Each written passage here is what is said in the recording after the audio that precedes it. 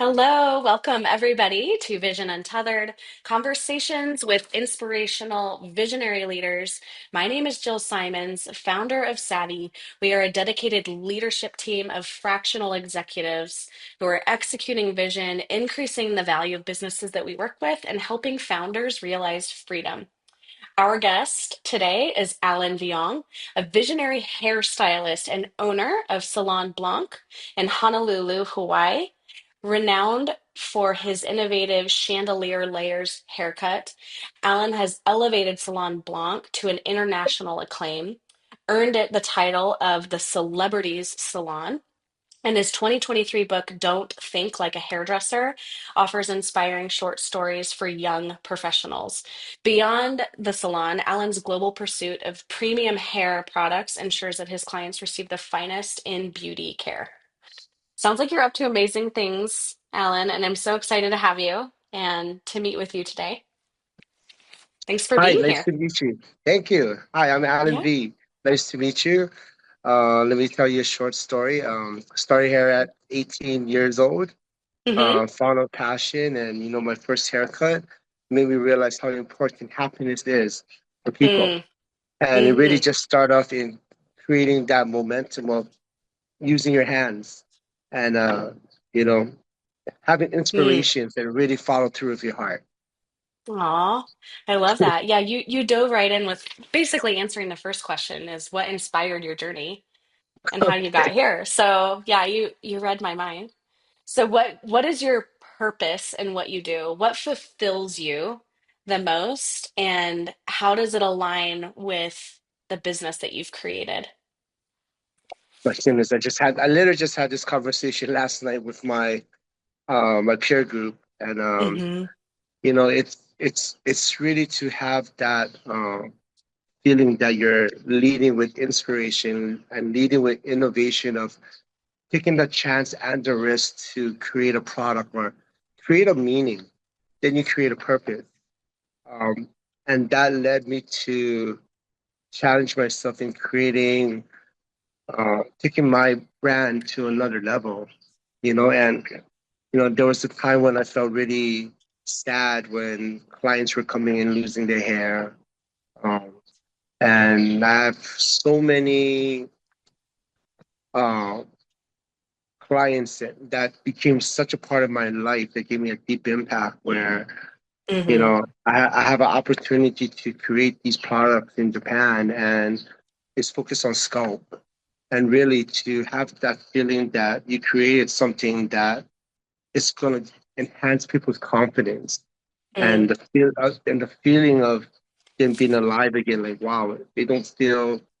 I would be devastated if I lost my hair or start thinning my hair because Yeah. you don't know what's going on with you. Rather, it's your internal, your hair, your scalp, and this has been so motivating for me. It gave me a Mm-hmm. purpose while running a business, and that's where I read in your podcast. That's where my business and my creation uh, Mm-hmm. meets, and I have to balance that equilibrium out, and Yes. and especially with family too. So there's Right. a whole dynamic change of what uh, I'm trying to create, or we are trying to Mm. create. Yeah. It's a beautiful purpose because it's so much of our identity, confidence in ourselves is in our hair, in our appearance. And so, finding ways to treat the whole health of people as well as boosting their confidence and still making them feel and look good about themselves is, yeah, that's at the heart for people. So, It's such at the heart because being a hairdresser and if we can create a community, we have the power to change somebody's day or somebody's mhm, somebody's yeah. lives just with Hmm. instant. And if we can express that through our work, Hmm. it really shows. And a lot of people need that self-care in today's world that we live in. Oh yeah. Oh Yeah, yeah. and if we Definitely. and if we can inspire them or create a roadmap for them, I mean and that's what I saw Hmm. in present time. You know. Yeah, beautiful. What is a pivotal learning moment or somewhere you've failed that you're willing to share that you've encountered in this business journey?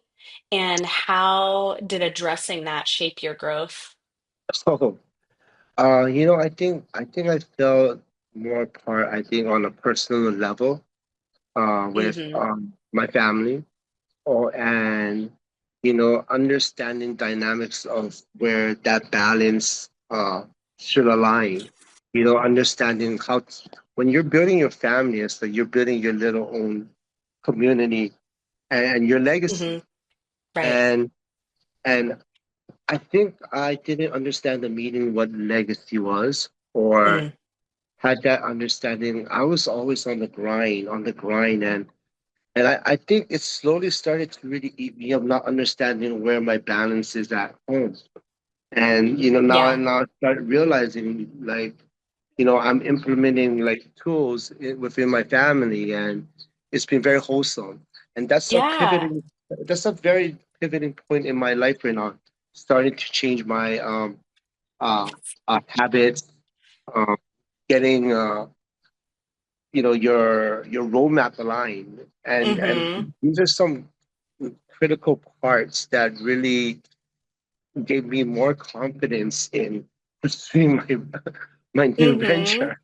If Yeah. that's not in order, Hmm. it's really harder for you to move on, because and at the end of the day, you go back to your families. You know what I mean? Yes. So I'm not sure if I'm answering that correctly, but I think that's how I Yeah. feel. Oh, yes. I love that though. Yeah, it's a pivotal lesson. So Yeah. what are some indicators for you of being too deeply involved in the daily operations? And how does this limit your company's ability to scale and innovate? So as I'm balancing my personal family and understand that everyone has a schedule that they're more on track, it really frees me up in my mindset to really uh, have time management, knowing when or what is needed at the moment, really prioritizing my time. Hmm. Really prioritize. Yeah.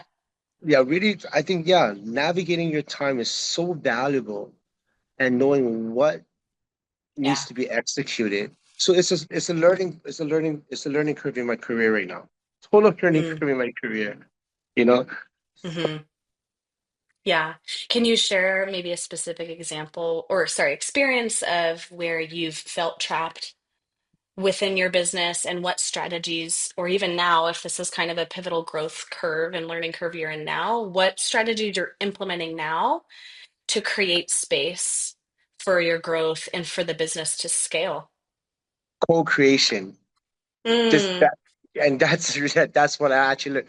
I learned that on this past EO uh Retreat or retreat. Yeah, and yeah. I got to jump in on this. I wasn't supposed to be in. I jumped into this president's class, and Hmm. I learned quite a bit. I gotta say, it was more letting go. Learn to let go your daily duties, and really start allocating and finding the right leaders within your business that can Hmm. maneuver and take on some responsibilities, but not have them feel like they're restricted. Having them grow within their means and let Right. them go. Uh, this is Yep. the part where I'm actually starting to implement, or having Hmm. champions in the salons that can champion some events, or champion some um, inspirations, ideas that Hmm. can be talked over. And I think there was a neglect in building a leadership team, of being so in control of Yeah. all the things that you needed to do. So I'm in a Hmm. point in my life where I'm ready to start educating my team in different aspects, Yes. so that they can grow and Mm-hmm. really I have to build my own toolkit, my own tools, my own. Really, I'm gonna have Yeah, to find me a mentor to build my own toolkit to really right. understand how to delegate these tasks, how to Mm-hmm. do follow-ups, or and how to really scale. You Yeah, know, exactly. Yeah, and it's a pivotal shift that happens when we go from the sole creator of something right, and entrust and let down this guard of control or dictatorship, right? right, Not every decision needs to be your decision anymore.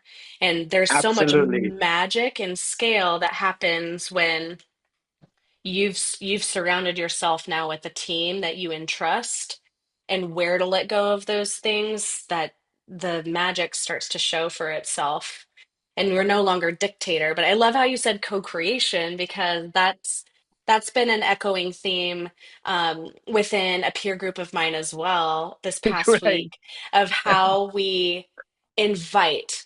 So how do we invite others and the leadership team into what it is we're creating? You can hold the vision of and painting the picture of what this could look like and what you foresee it looking like, example in time further down the road. How you get there, how we create that is a team effort. Because if It we is don't have that buy-in and that involvement, participation, and creation from other extremely creative, skilled leaders in your team, it's only going to go as far as you see it going. So it coming absolutely. to life is definitely a theme of the past couple weeks for me too. So as soon as you said co-create, I think you probably saw my eyes light up. I'm like, yes, Yeah. that's beautiful. So how are you doing that? What's kind of the first step in that for leaders to recognize, how they show up? How do you show up differently for your team when you're letting go of how you achieve the goals you have and the vision you have? What looks Oh, that. different for you? Oh, that's great. It starts with the feeling inside that when you let go, when I step into the salon, I feel a lot more joyful and a lot more in a very nice present mindset right now. Hmm. Hiring is really important. hiring Yes. the hiring the right individuals that have that energy that you draw. It's really key. And it, and honestly, I've always hired people not based on their skill level. Like, Mm, I really hire people based on how they how they interact amongst the whole team. mm, It brings so much value because skills can be trained, especially with with hairdressing, right? Skills can be always trained. They might have a cap hmm. and capacity on it, but the heart and the soul of bringing that right energy into your family, it's quite Yes. important. But if they have a skill set and they have that positive energy, especially for what we look at, Hmm. that's like wow, that creates environment where Hmm. when you look at them like what's the first thing that you love to do? What is your favorite thing to do? So those are some questions that I've been asking myself, like, what do you like to specialize in? Or and at the same time, not really enforcing them to do things that they don't want, but really listening to what they want to do. That has been Hmm. really key for my growth Hmm. and our growth as a team. One Yes. example was one of my assistants. She loved this breathwork class, and we decided to, hey, let's let her champion and let her start setting up things, and really gave her the contact to connect, Hmm. with the Yeah. event, and knowing the fact that she could execute it, we had such a great communication where it was executed you know Hmm. and it led down that she wanted to be the one in charge. She wanted to go above and beyond to cater to the Hmm. clients, and what I look for, she wanted happiness from it. So that was one success that really brought that inspiration to me. So like Yeah. on my next roadmap, I have to look for individuals that want to take on like a service that maybe we don't have, and really Mm. like have them go for it. Start educating others, Hmm. So, Yeah. To we're in a spearhead that very unique, initiative. yes. Yes. And if we Oh, can that's so do that cool. if we can do that as a whole, Hmm. then I can have future plans. I can maybe talk to the Hawaii State. Hey, if you guys need like a wellness group here, we have a team that can really come and educate. Hmm. Uh, you know, whether there's so many individuals now that needs educational self care. You know, Mm, and I think yeah. as a community, we can do that if my team is ready. Part of that is having that to let them feel that they have the heart to do something good for others. You know, Right. s- and that's And very they have a it's a space in where it is they are. You've created a space that channels that strength in them to steward that, to be stewards in their visions too, and visions that contribute to the grander vision as a whole. If it all aligns and it's something in their wheelhouse, you've created a space where they can show up in that way is extremely special. correct. Creating that Hmm. space, that will space, that environment, and that Yeah. habitat, it really pushes. And I mean, not just my business alone. Uh, it really creates an environment where people feel happy and people feel that love and joy. And that has Hmm. always been my number one priority, especially being in the business that we are in, Hmm. especially in the beauty world, the hairdresser world. Um, Yeah. Giving the clients that space, that Hmm. privacy, but welcoming each other, welcoming clients to come in. It's really my focus point and has been my focus point because, you Hmm. know, having experience where you walk into a place and you feel like everyone's not together, we feel that, like people Hmm. feel that. But when you walk into an environment where everyone, even though they're not your person that is serving you, but you feel like everyone else is actually coming to you and saying just hi, hello. You build a Yeah. community where you feel welcome. You want to feel welcome walking into any establishment. So Yes. the key is to have the power to change individuals that walk in, making them feel welcome, knowing that they will have Hmm. confidence walking out. It has been such a Hmm. eye opener for me.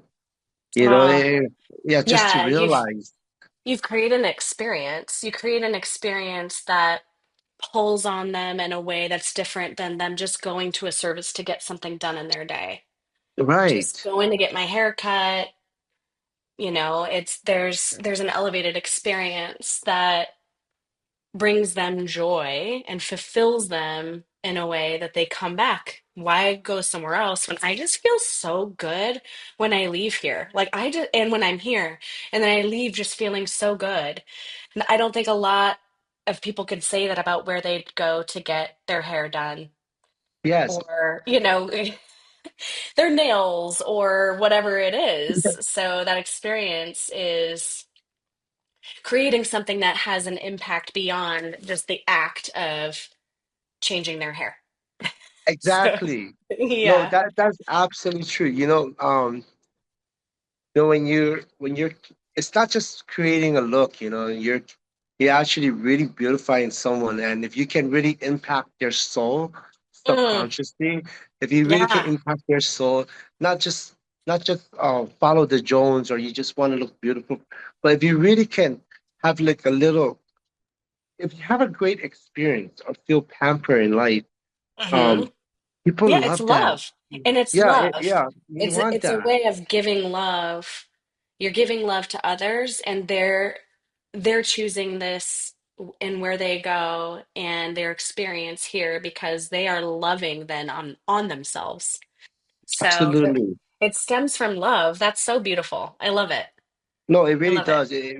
And it goes back to when I started, Hmm. to have that first haircut that I gave this Mm, lady, and yeah. she smiled, and I was that young. I was only 18 years old, and to be 18 years old and creating a haircut for someone that you saw such a big smile, It Yeah. gave me a tremendous impact in life. Like, Mm. wow, this is possible. And still not knowing what's happening, okay? All Yeah. you had was emotional feelings. So to have my staff feel that it Hmm. is so important for the next years to come. So Absolutely. so especially in business, Yes. um, what I really want to spearhead the next generation to come to really have that legacy. I come Hmm. to realize, I maybe should start working with schools, maybe not just in the color realm, just haircut. You Yeah. know, I can Yeah. base it off of haircuts, like give them a free membership from where Hmm. it's fun. It's like there's a gold member, there's a platinum member. So basically in middle school, they will Hmm. have a gold membership.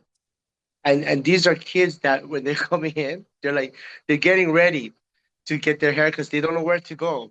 So they're coming to us so we can start their self-care, teaching them how to style their hair. And as they grow older, they jump to platinum. That's in high school, right? And that's when they start growing and growing Hmm. and they start growing to understanding what self-care is.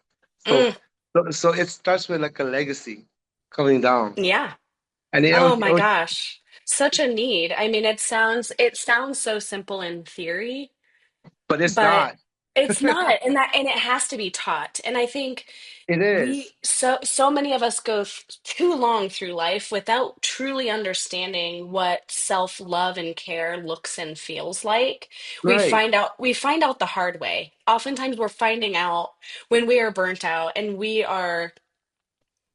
driven ourselves sick from overwhelm and not taking care of ourselves.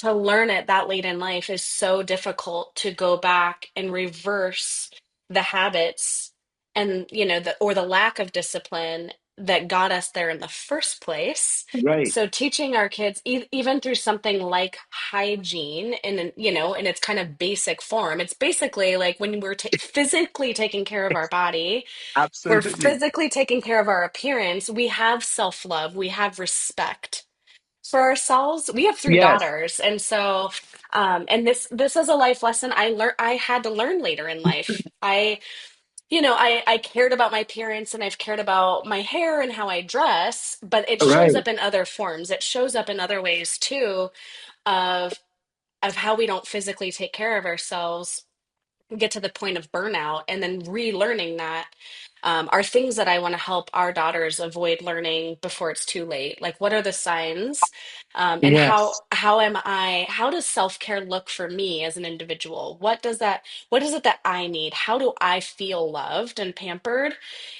We have to be taught that. We have to be, it has to Absolutely. be, yeah. So kids need to Absolutely. learn that, They do. especially middle schoolers. They're in like a And this whole, was so if I understand this is the experience share I can share with you. yeah, It was please. based off of my son and my daughter. Yeah. So my son and my daughter, okay, let's start with my son was getting ready for dance and he was having Hmm. such a hard time. And Hmm. me being a hairdresser, I thought that he would know because he's with me, but he doesn't know. So what Hmm. happened was I had to go through a one-on-one session with him with how to style his hair, what to wear, when to get a haircut. They don't know. And I as he walked into my salon, I asked him, "So what Hmm. is it you want?" And the answer is, I don't know. So I had to Hmm. listen in and chime in like they really don't know. Because I'm thinking that they would know, right? At that age. Like they're Yeah. so cool. They're looking at them, they're always physically Hmm. on their iPad. They're like, this is cool, this looks cool. But when it comes down really, when they're Hmm. sitting in my chair, this is when it really dawned on me. When he tells me that he knows this is cool. When he sits in my chair, he doesn't know. Like once they Hmm. sit in my chair, I think they get nervous. They don't really know where they are in their life Hmm. or they don't Yeah. understand Or their who they identity. are. They Yes, don't. they don't understand who they are yet. They're still learning what identifies well with me. You know, Exactly. I can see someone else look this way or be portrayed this way, and there's an association socially, Right. sociologically that uh, makes them realize, oh, this is either good or cool, or this is not, and they put them into Yes. those two categories. But how to apply for themselves to live out their identity and their appearance and what makes them feel confident, and Correct. how to channel and harness their own confidence level is Absolutely. it's not, it doesn't come just from copying. It doesn't come No. just from, Right. oh, that's the look, I think I want that. You know, Right. it's they have to internalize and understand confidence beyond what they look like first for them to know, like, okay, this matches me. This is who I am. And they just don't at that age. They're still learning. They are. So that is that what a movement, I think, in what you're creating, in a legacy that is a generational movement Yes. for the next generation to seek their own happiness and to know how to care for themselves in Right. such a fundamental, like simple way. It's so cool. Absolutely. Because my daughter came in and she got a massage done, right, while washing her hair. Oh, You should see yeah. the look on her face. She feels like she felt so Uh-huh. like good.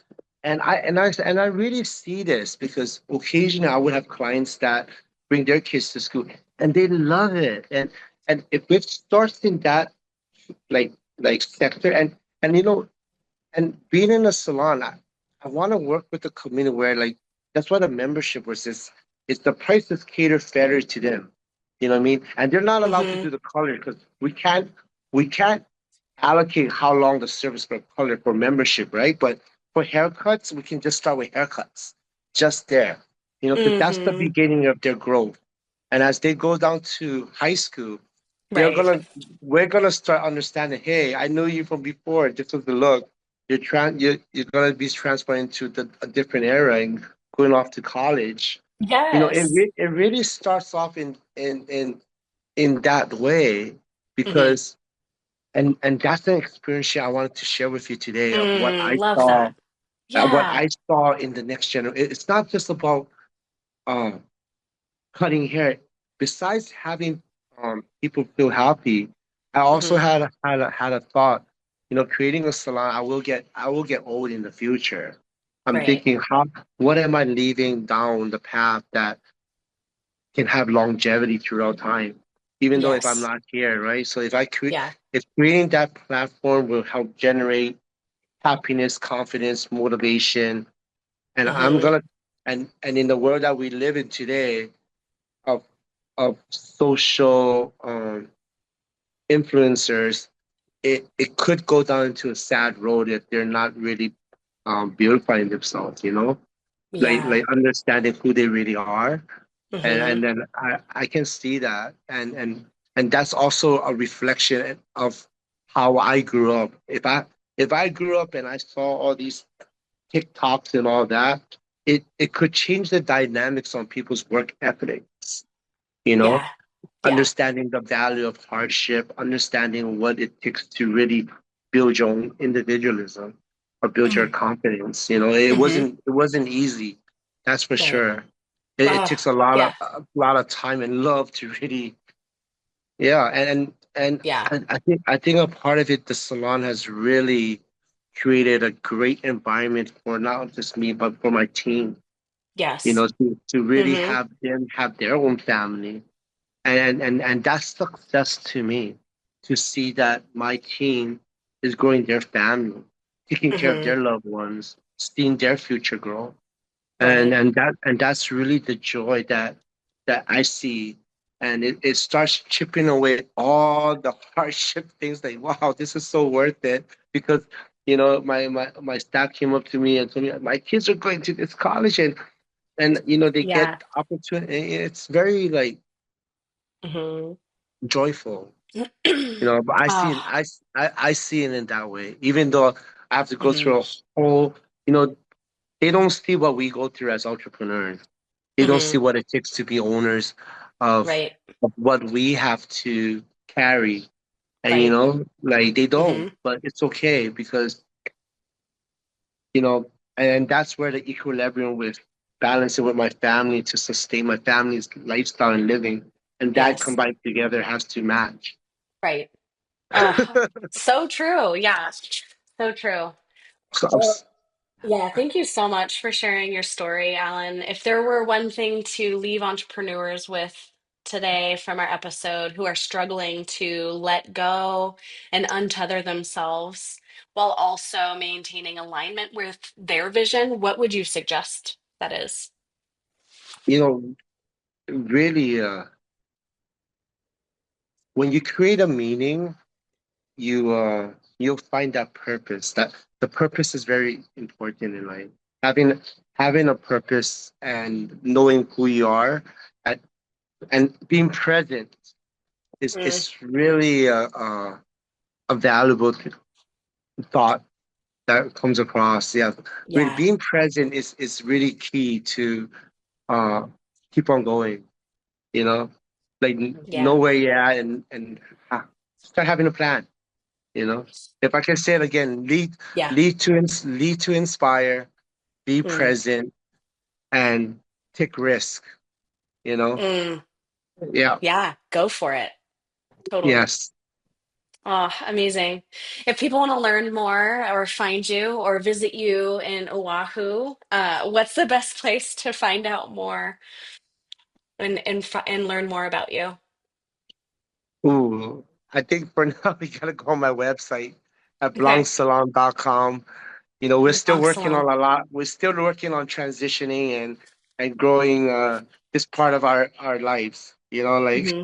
for the next chapter coming in. So, yeah. So Yeah. I mean, yeah, lead to inspire, um, take risks, and be present. And Okay. yeah. So So I good. mean, So good, well, Alan. yeah. Thank you. That's Thank you so much. Inspiring stories for sure. I've learned a lot from you today. Thank you okay. everyone for listening, and we'll see you next time.